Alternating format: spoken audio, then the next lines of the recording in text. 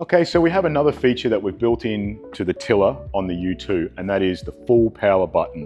What this allows is if you get in the boat and you squeeze a whole bunch of throttle, it'll only allow you to go half. You have to press the button to get the full power. This is not time limited. You can use the whole battery at full power. The reason it's there is to give you a tactile feel when you're in the most efficient range of the battery, so you get the most range out of the outboard for the day. Or if you really don't care, you just want to go fast like we do, press the button, full throttle, away you go. Great day on the water.